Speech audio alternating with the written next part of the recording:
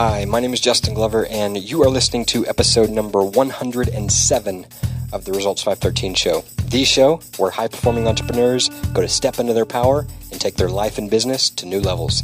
And in this episode, we're answering another one of your biggest questions. Today's question comes from Kevin, and it's all about how to create an email strategy that's right for you. If you have a question that you would like us to answer in an upcoming episode, simply submit it to results513.com/ask. And if you have not done so yet, do yourself a favor, run over to results513.com/show, download the free gift that we have put together for you. It's called the 15 Must-Have Tools to be Insanely Productive in Your Business. This gift will jumpstart your productivity almost instantly. If you're a high performer, you're tuned into this show, you're going to love this gift. So go download it, go read it, go apply it, and let us know the results. Finally, for a raw behind-the-scenes look at the Results 513 show, you can follow me on Snapchat. My username there is Justin Lee Glover. Thank you so much for tuning in today. Before we start every show, we take a few seconds to have a quick gratitude dance party. So as the music plays, think of one thing you're grateful for right now. 3, 2, 1. Let's do it.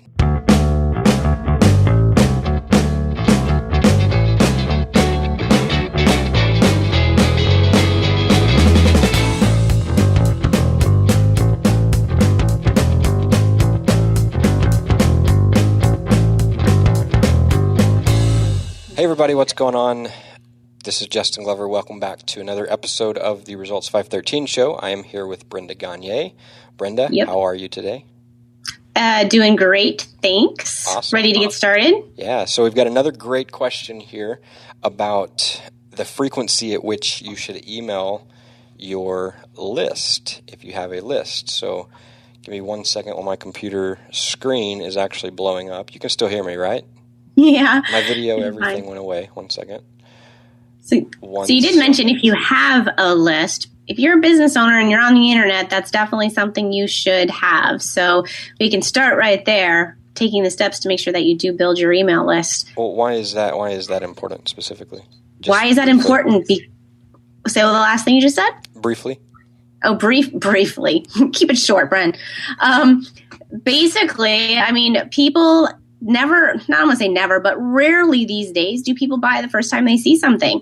They're, especially most of the time, they're on their phones, and so they're out and about doing things that may catch their eye and say, that's pretty cool, but life's getting in the way, and they're not going to stop and swipe their credit card the first time that they see it. So the best way that you can follow back up with them right now is still through email marketing, through building a list of qualified people that are interested in what you have, and that is what we're talking about today, email marketing. How often should you email your list? All right, so here's the specific question that Kevin asked. And Kevin, thank you so much for the question. We appreciate it. Kevin says, how often should a business owner email their list?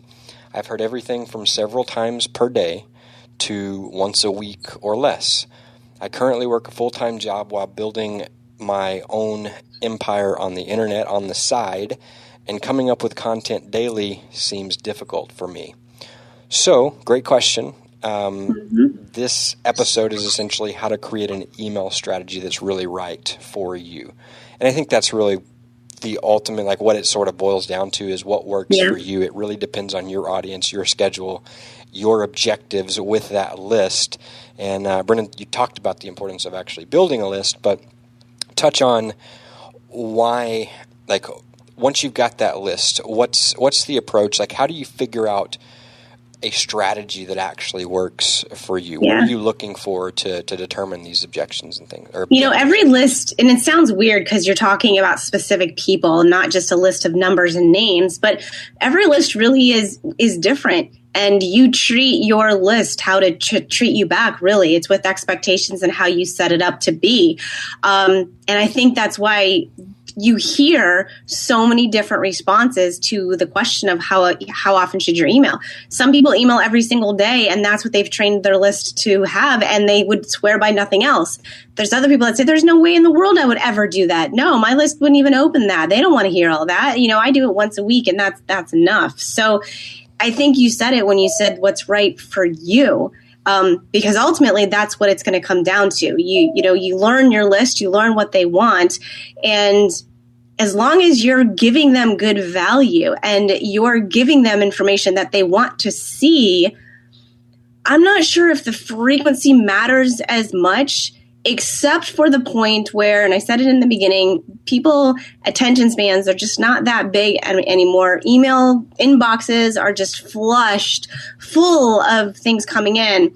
So if they don't see your name all that often, they may not know who you are. They may not open enough if you're only doing it sporadically, once a week being that. I mean, that's kind of my initial scope on getting there. One thing you said, you said, like, as long as you're giving value, as long as you're providing value. Let's unpack that a little bit. Because I think that's where a lot of people get stuck is, sure. Because we get this intuitively. Like, we know that we've got to provide value, and the more value that we provide, the better response and, like, the better things will go. But what about, like, coming up with value? How do you define value for somebody, for a list owner, for somebody that has a database of people that they're communicating with via email? And that's kind of the way that I like to look at it. The term list, and, like, I used to hate the term, like, sending an email blast. Like, I just didn't really like that. Just because it's impersonal. These are real people, like you said. I mean, these are real people that you need to build real relationships with. They're not just something that you take and, give your electric company and say, okay, here's my list. I'd like to pay my light bill this month. They don't work that way. You can turn that list into money, but it's through developing that relationship, and that's the ultimate thing, right? If that's the objective, and I talked about figuring out what the objective is in the beginning. Yeah. If that is your objective, to make a profit from this email list, to develop something, this asset for yourself that you can go back to time and time again and add more value, and then in turn bring in income. If that's the objective, then what's the strategy, Brenda? Yeah. Well, I think you alluded to it. There's two different objectives. You've got an objective where you get as many people on a list as fast as possible, and you try to sell as much as you can to that list, and you burn them out, and then you're gone. Churn and burn model. Definitely not something we recommend at all, because it won't give you what you just said, the foundation of a lasting relationship that's going to build your business. They won't work that way. So it's really the quality of lead that you're getting, where they're coming from, and then, yes, building that relationship. It still goes back to people. The technology is awesome, but you're still in a people business. So you said when you sit down to write an email, that's where it first starts. You sit down and you have one person on the other side of your screen that you're talking to, one person, and you write that email to one person. You don't write that email to 50,000 people. You write it to one person. So that's the first thing, in building that relationship with them. But, you said, what's the value? In this specific, and I think you said Kevin was the name that asked this question, specifically to him, you're building a empire. I loved how you said it that way. You're building an empire online, yet you still have a job right now. Well, I haven't actually made it in this industry. I'm not, like, full-time. I'm not legit yet. I don't really know how much value I have. A lot of people can say that, and I've heard a lot of people say that. It's shifting your mindset. It's like, I'm actually building a business. I'm on the path to get me out of a job so that I'm going to have this business pay for my lifestyle for the rest of my life. Don't you want to see how I'm doing that? There, right there, is amazing value. And so I think people discount the fact that their lives and their stories are huge value to others. You're an inspiration, whether you know it or not, if you're actually listening to this and taking steps to build this business. So many people don't actually take the steps to even try. They just wish, and you're actually doing it. And if you're generating leads and you're building people and putting them on a list, that's inspiring to people. So share a little bit about why you're doing what you're doing, how your day's actually going. Share any aha moments that you have, or any tidbits of information of how you're actually going to your job and how it's impacting your life to be able to get out of it. Those little things, that's value. You may not think that your life has this amazing value just by sharing stories, but it absolutely does. And, we've mentioned it before in a few episodes, but you probably aren't going to get this instant feedback and people saying, oh, I love your stories so much. They're so great. But once you happen to maybe stop, or once something comes up, or you meet people in person, or they happen to reply back, you'll be amazed by how many people say, oh my gosh, I love reading your emails. I can't wait till they come. And when that happens, you've done a great job of building that relationship. And that's really what it's about. Because if you've built that relationship, whether or not it's 2 times a week, once a day, it's building that relationship so that once you give them a suggestion or recommend something, they trust you and they're going to buy from you. I mean, that's the ultimate goal. So one thing I just wanted to clarify, when you're talking about, value being me just sharing my journey and how I'm building this business, that may be valuable for somebody interested in that. If you're in a business, because honestly, we don't know. I mean, I'm not sure if Kevin, if you're in that market or if you're teaching people how to swim. I don't know what your market is. But the point is what Brenda said, whatever is valuable for them, knowing that market. I mean, you know your market, obviously. So what will be valuable for them? How often would they like to hear from you? Is daily too much? A lot of the times, I see people get caught up on this question for a while. It doesn't have to be difficult. Just pick something to start. You can always adjust and modify later on. But in the beginning, just really look at your market and ask, what would they want in terms of email communication from you, the business owner? What do you think they would want? If you were in their position and you were on somebody else's list who was very similar to your business and doing what you're doing, how often would you want to get emails? What would you like those emails to be about?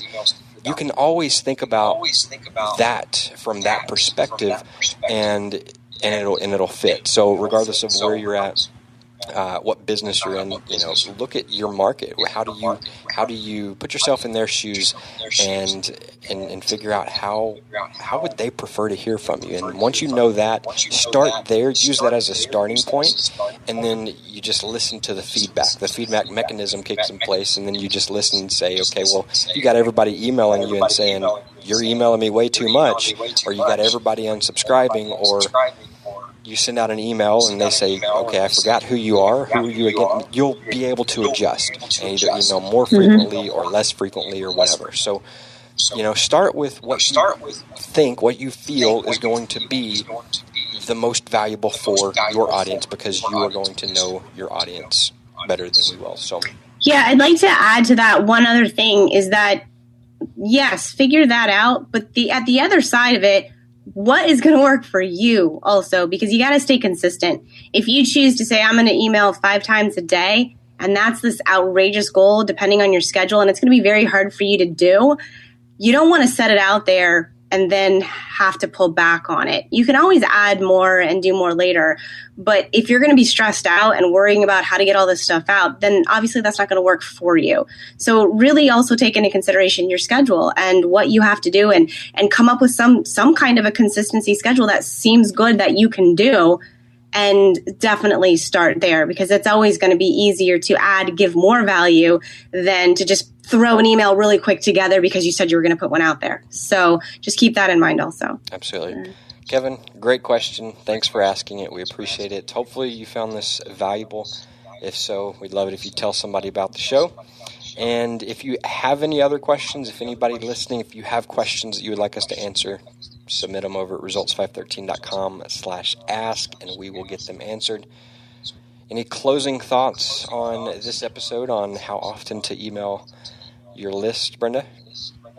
The only thing would be is that if you don't have a list, that would be your next step, because you definitely want to be building a list of qualified people that are interested in what you have, and take the steps to figure out how that looks and what that looks like for you. Yeah, and if you're a business owner and you've got a database of customers or prospects or whatever, you've got emails, but you're not communicating with them through email, we're here to let you know there is a very big opportunity there for you.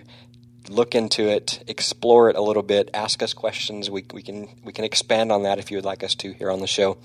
And because email is a large percentage of our revenue comes from us as a direct result of us sending email. So thanks again for the question, and we'll catch you in the next episode. Take care. Bye-bye. All right, so there you have it. Thank you so much for the great question, Kevin, and thanks for listening to the show. We appreciate it. Remember, if you have a question that you would like us to answer in an upcoming episode of the Results 513 show, just submit it to results513.com/ask. And thank you again for tuning in to another episode today. We sincerely hope that you found today's episode valuable. If you did, we would love it if you would share it with someone else who you think will get value as well. And be sure and subscribe on iTunes by going to results513.com/iTunes. Or if Stitcher is more your thing, you could subscribe there, results513.com/Stitcher. If you would like to get the full experience of today's episode, the notes, the links, the videos, everything, head on over to results513.com/107.